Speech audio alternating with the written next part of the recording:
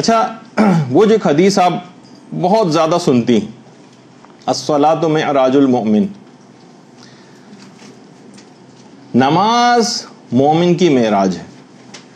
دیکھیے پیغمبر اسلام کی معراج تو سب اس سے واقف ہیں، اور علماء یہ فرماتے ہیں کہ بہرحال پیغمبر کی معراج تو ان کی ایک بڑی خصوصیت ہے، اور اس خصوصیت میں ان کے ساتھ کوئی شریک بھی نہیں، لیکن دیگر انبیاء کو بھی معراج ملی ہے جس کی نوعیت اور کیفیات الگ الگ تھی۔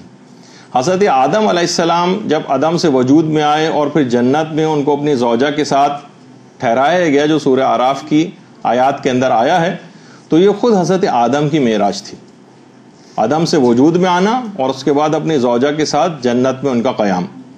حضرت ادریس علیہ السلام فرشتوں کے پروں پر باقاعدہ سوار ہوئے اور اس کے بعد جنت اور آسمانوں کی سیر کو گئے، یہ حضرت ادریس کی معراج تھی، حضرت ادریس کی۔ اسی طرح حضرت نوح کی، کہ خدا کے حکم سے راہ خدا میں کشتی میں سوار ہو کر پوری دنیا کا سفر حضرت نوح نے کیا تھا، اور اس کے بعد پھر ان کی کشتی کو قرار آیا تھا، تو یہ حضرت نوح کی معراج تھی۔ حضرت ابراہیم کو جب منجنیق میں ڈال کر اس کے بعد آگ کے اندر پھینکا گیا اور پھر آگ جو ہے وہ سلامتی ہو گئی اور ٹھنڈی ہو گئی، حضرت ابراہیم کے لیے یہ حضرت ابراہیم کی معراج تھی۔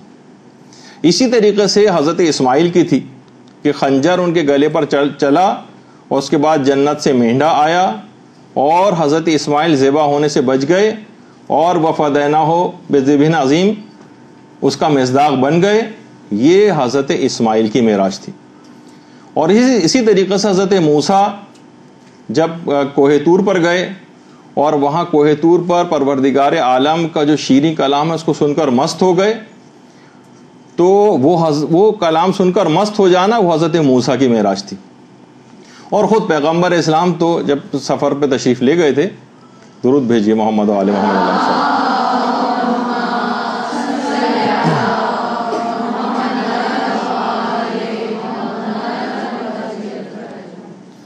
اور کعبہ قوسین اور او ادنا کی جو ہے منزل کے اوپر پہنچ گئے تھے، تو وہ پیغمبر اسلام کی معراج تھی۔ اسی طریقے سے بندہ مومن کی بھی ایک معراج ہے جس کا نام نماز ہے، نماز۔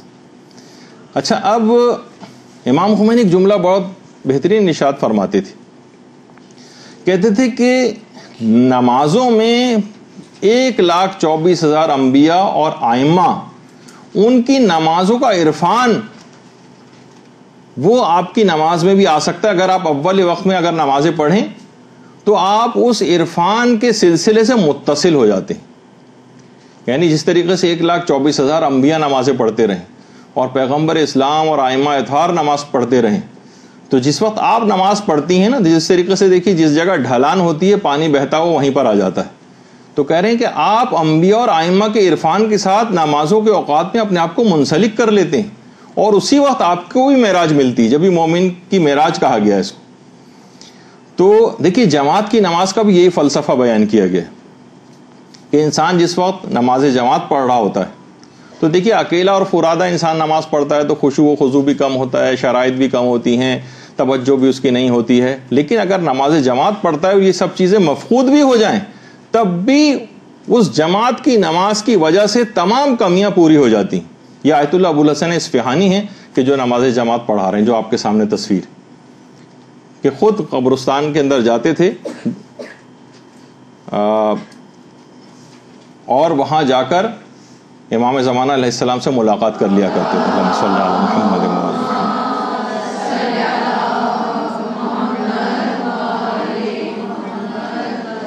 نجف کا جو وادی السلام قبرستان ہے وہاں، تو جماعت دیکھیے ایک آدمی کی بھی اگر جماعت میں نماز قبول ہو رہی ہے تو اس کی برکت سے تمام نمازیوں کی نماز جو ہے وہ قبول ہو جاتی، اس وجہ سے جماعت کا بہت ثواب اور فائدہ ہے۔ اور جو بھی شخص اول وقت نماز پڑھتا ہے اس کی تو یقینی بات ہے کہ اس کی نماز تو ضرور قبول ہونی ہے۔ وجہ اس کی علماء یہ بیان کرتے ہیں کہ دیکھیے امام زمانہ علیہ الصلوۃ والسلام، اللہم صلی علی محمد،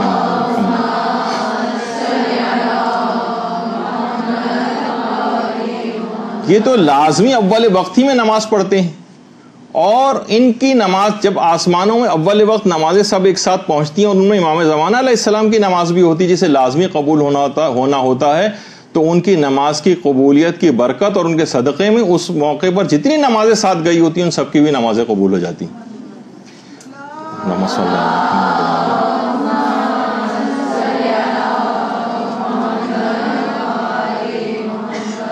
اچھا، یہ جو نماز مومن کی معراج ہے، یہ جو حدیث ہے، اس کو تھوڑا سا سمجھنے کی ضرورت ہے۔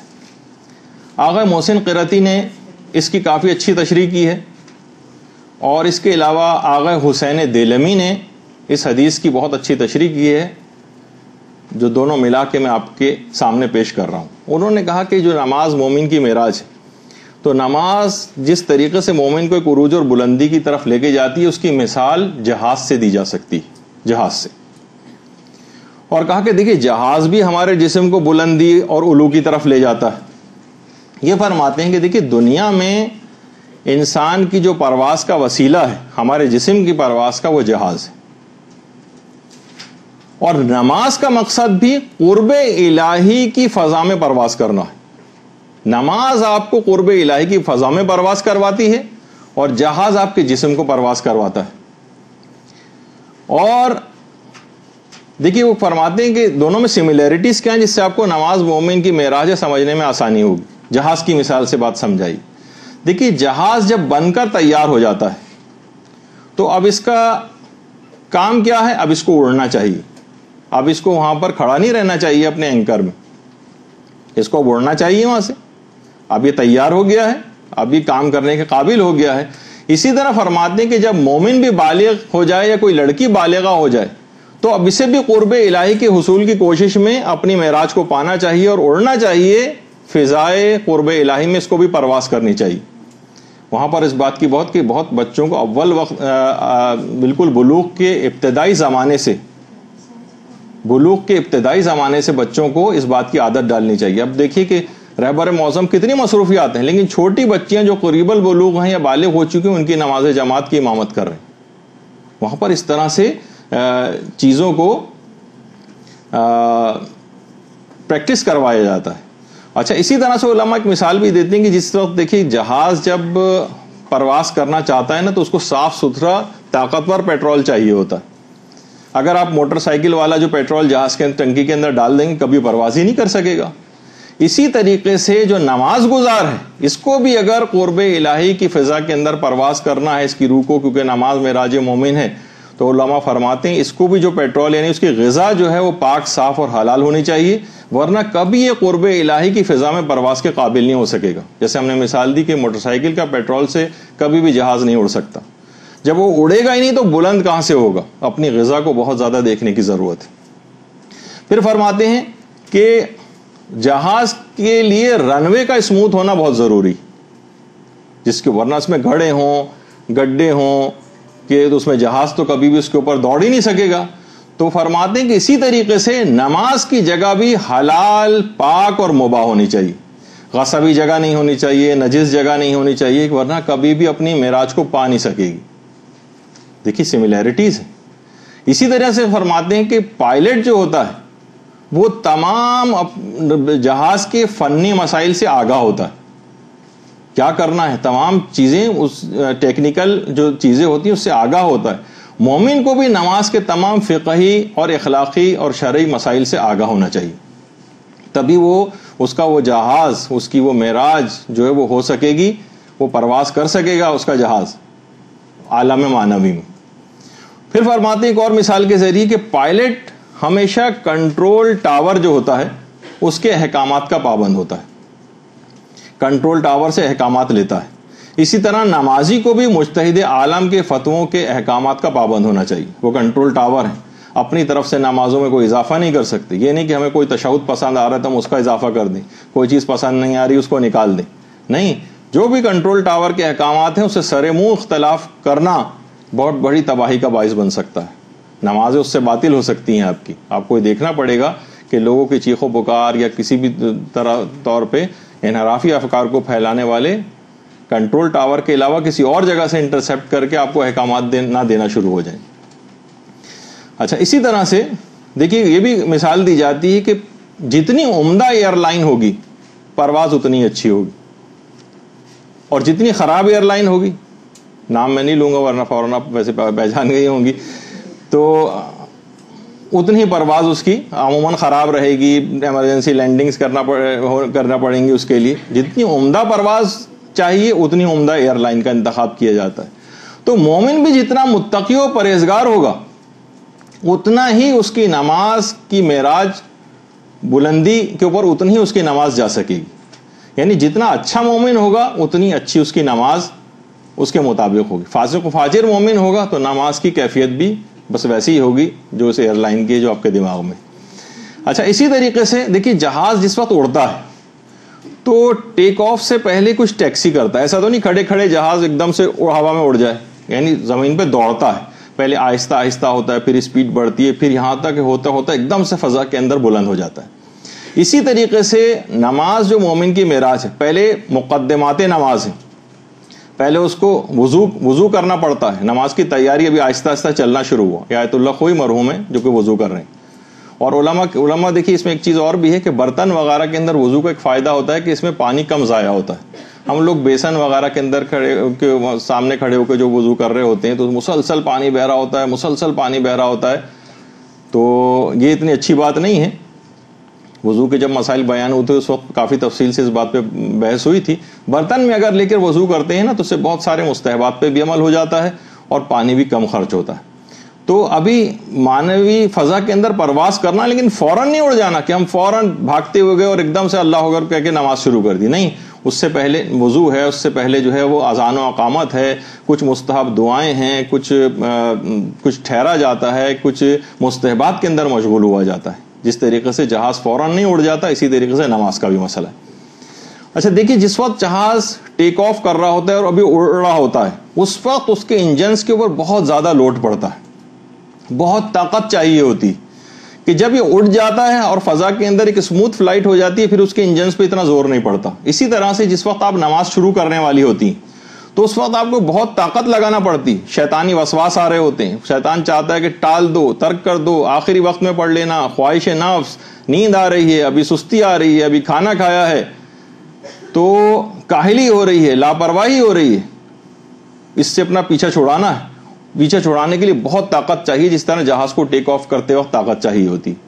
لیکن ایک دفعہ بس آپ کھڑے ہو گئے، آپ نے شیطان کو شکست دے دی اور نماز میں مشغول ہو گئے، اب آسانی کے ساتھ پھر نماز پڑھ لی جاتی۔ مصلی پر آ گئے، بس آپ نے اچھا خاصا کام کر لیا، اب اس کے بعد زیادہ پریشانی آپ کو نہیں ہوتی۔ ادھر آپ نے اعوذ باللہ من الشیطان الرجیم یا بسم اللہ الرحمن الرحیم تکبیرۃ الاحرام کہہ کے نماز شروع کی، اور وہیں آپ کے لیے سہولت اور آسانی، گویا فلائٹ اسٹیبل ہو گئی۔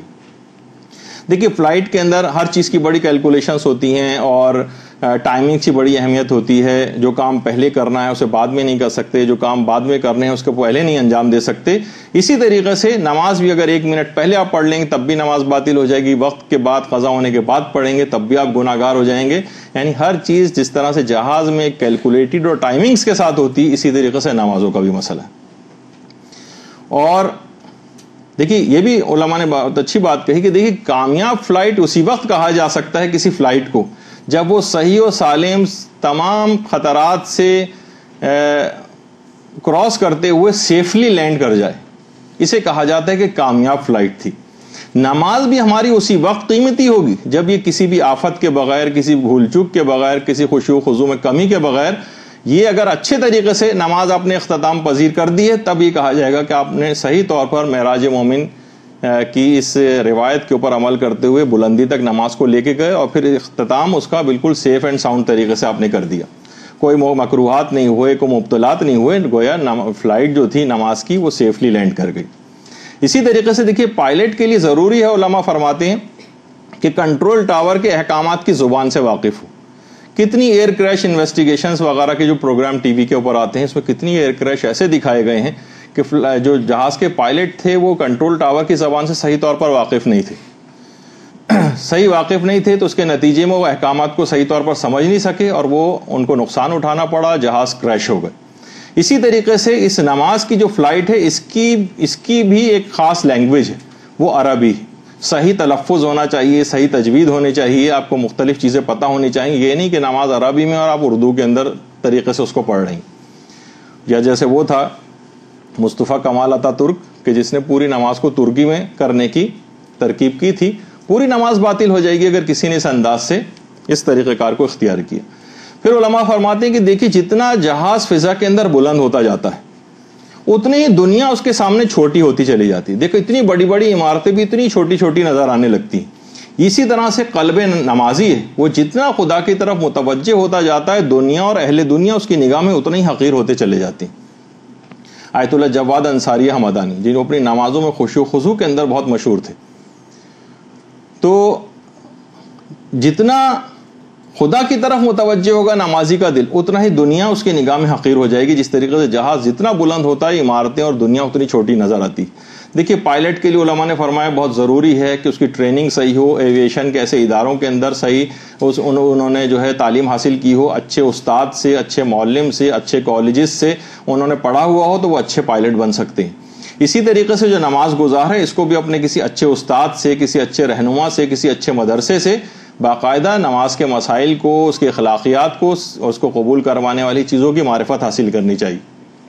یہ ہمارے استاد محترم مولانا صادق حسن صاحب قبلہ یعنی نمازوں کے بھی اعتبار سے اور دیگر مسائل فقہ کے اعتبار سے کتنا عظیم و شان کام ان کا ہے کہ جس کو رشک آتا ہے دیکھ کے کہ مسائل نماز کی خاص طور پر کراچی میں, دیگر کچھ اور علماء نے بھی اچھا سلسلے میں کام کیا یقیناً, لیکن ان کی خصوصیت کوئی الگ اور نمایاں ہی ہے کہ مسائل فقہ کے اعتبار سے اتنا زیادہ کام ان کا جو ہے وہ نظر آتا ہے.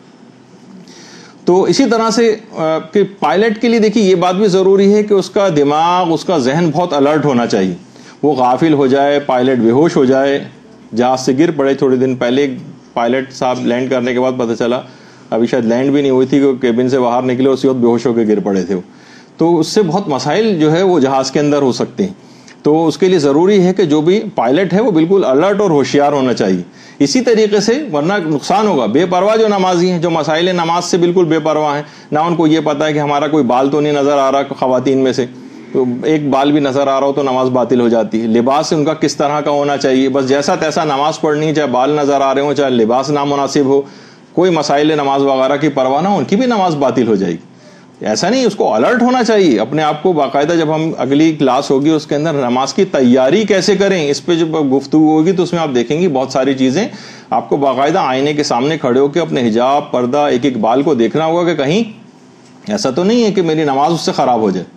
اسی طریقے سے علماء فرماتے ہیں کہ جہاز کو پرواز کے لیے 2 پروں کی ضرورت ہوتی. ایک پر بھی اگر اس کا خراب ہو جائے تو جہاز جو ہے کریش کر جائے گا, گر جائے گا. اسی طرح معراج, یہ مومن جو ہے نماز, اس کو بھی معنوی فضا کے اندر پرواز کرنے کے لیے اس کے بھی 2 پر ضروری ہیں, ایمان اور عمل صالح. ان میں سے اگر ایک چیز بھی کم ہے, ایک چیز بھی اگر کم ہے, بہت سے لوگ ہوتے ہیں کہ جناب فقط نمازوں کے اندر لگے ہوئے, عمل صالح سے لوگوں کی کوئی پرواہ نہیں کر رہے, کچھ اور چیزوں کے اندر حصہ نہیں لے رہے, بس نمازوں پہ نمازیں پڑھے جا رہے ہیں. ان کی بھی یہ بھی صحیح طور پہ پرواز نہیں کر سکے گی ان کی نماز. اسی طریقے سے بہت سارے ایسے ہیں جو عمل صالح میں لگے ہوئے ہیں لیکن نماز سے غافل ہیں. کتنے ایسے ہیں کہ گلوکار کا تو میں نے خود ٹی وی پہ اپنے کانوں سے سنا کہ بھائی دیکھیے زلزلہ زدگان کے حوالے سے میں بہت ہمدردی دل میں آئی اور میں بہت چیریٹی کے لیے کام کرتا ہوں, لیکن واضح طور پہ بتا دوں میں نماز نہیں پڑھتا ہوں.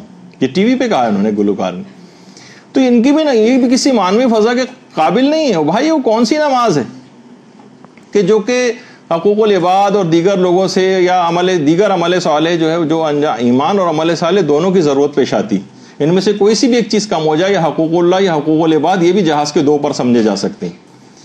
اچھا پھر یہ بھی علماء نے کہا کہ دیکھیے جہازوں سے کیا ہوتا ہے, سفر سمٹ جاتے ہیں, انسان جلد اپنی منزل پر پہنچ جاتا ہے, دنوں کے سفر گھنٹوں کے اندر طے ہو جاتے ہیں. اسی طریقے سے نماز بھی بہت جلد قرب پروردگار کے منزل پر انسان کو لے آتی ہے. ان نمازوں کے ذریعے بہت جلد قرب پروردگار حاصل ہوتا. اور یہ بات بھی مشابہت کے طور پہ علماء نے نقل کی کہ دیکھیے جہاز جتنا زیادہ بڑا ہوتا ہے اتنی پرواز اس کی سموتھ ہوتی. جو فوکر طیارے ہوتے ہیں, چھوٹے طیارے ہوتے ہیں, وہ جھٹکے بھی لے رہے ہوتے ہیں, فلائٹ بھی ان کی سموتھ نہیں ہوتی ہے. تو علماء فرماتے ہیں کہ اسی طریقے سے جس طرح بہت بڑا جہاز ہو تو اس کی فلائٹ سموتھ ہوتی ہے, اسی طریقے سے اگر نماز جماعت جتنی بڑی ہوگی وہ فوراً قبول بھی ہو جائے گی. خشوع و خضوع یا اس طرح کی کوئی کمی اگر واقع بھی ہوتی ہے جیسے میں نے اس سے پہلے ذکر کیا تو وہ بھی آپ کی ساری کمپنسیٹ ہو جائے گی. اور بڑی جماعت ہونے کی وجہ سے جہاز جتنا بڑا ہے اتنی سمجھنے کے لحاظ سے سیف اینڈ ساؤنڈ طریقے سے جو ہے وہ اس معراج کو انسان حاصل کر سکتا ہے. اور پرواز میں دیکھیے اگر ایک بھی مہلک غلطی ہو جائے تو اس سے کیا ہوتا ہے، فقط ایک غلطی سے کروڑوں کا جہاز وہ کریش ہو جاتا ہے، وہ گر جاتا ہے، اس کے اندر مثلا آگ لگ جاتی، صرف ایک مہلک غلطی۔ اسی طریقے سے نمازی بھی اگر کوئی ایک مہلک غلطی کر لے، مثلا ریاکاری کی غلطی، لوگوں ایک سیکنڈ کو بھی دل میں خیال اس کے آ گیا کہ میں دنیا دکھاوے کا، ایک سیکنڈ کا بھی خیال، وہ پوری اس نماز کو معراج پہ جو گئی ہوئی تھی وہ نماز کا وہ جہاز جو ہے وہ کریش ہو جائے گا، تباہ و برباد ہو جائے گا، نماز باطل ہو جائے گی۔ اور ہزاروں سال کی جو دیکھی شیطان کی عبادت تھی، وہ فقط غرور و تکبر آیا اور پوری ہزاروں سال کی نمازیں اس کی جو ہے وہ باطل ہو گئی، فقط ایک گناہ کے کو انجام دے کر۔ اور دیکھیے یہ بھی کہا گیا کہ جہاز دیکھیے جب تک رکاوٹوں میں کھڑا رہتا ہے جب تک وہ اڑ نہیں سکتا۔ پرندے کے پاؤں میں اگر آپ رسی باندھ لیں وہ کہاں سے پرواز کرے گا؟ اسی طریقے سے اگر کوئی مومن ہے اور اس کے پاؤں میں گناہوں کی زنجیر بندھی ہوئی، تو جتنی بھاری زنجیر ہوگی اتنا ہی وہ اڑان اس کی مشکل ہوگی۔ تو ہمیشہ توبہ اور استغفار کر کے جب یہ نمازوں کو شروع کرنے سے پہلے استغفر اللہ ربی و اتوب الیہ کہنے کی بڑی تاکید ہے، جو آگے نمازوں کی تیاری کے ضمن میں ہم ذکر کریں گے۔ تو گناہوں کی زنجیر کو پہلے چھڑائیے، توبہ کیجیے اور نمازوں کی طرف مشغول ہو جائیے۔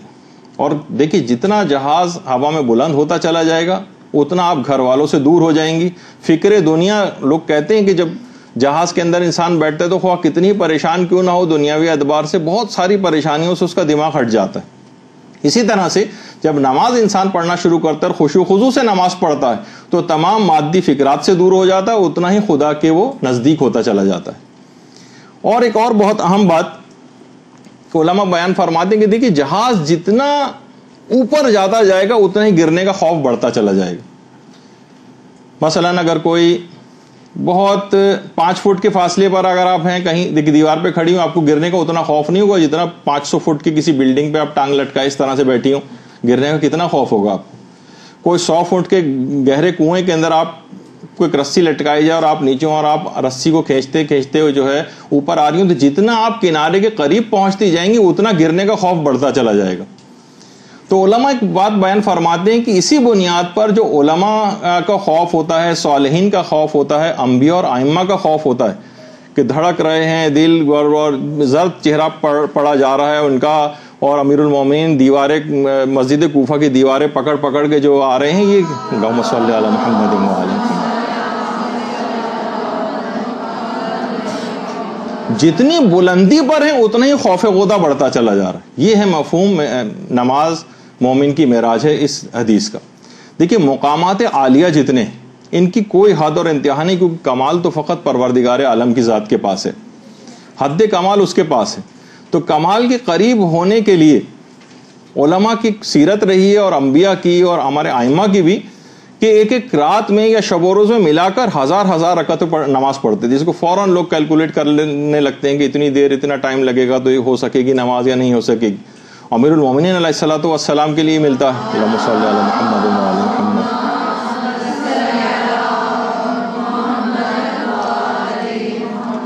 امام حسین علیہ الصلوۃ والسلام کے لیے ملتا ہے اللہم صلی علی محمد و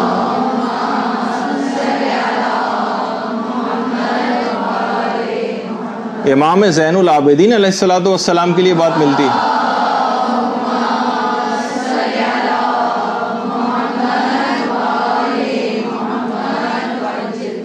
اور ائمہ میں سے ہمارے 8ویں امام امام علی رضا علیہ الصلوۃ والسلام کے لیے ملتی ہے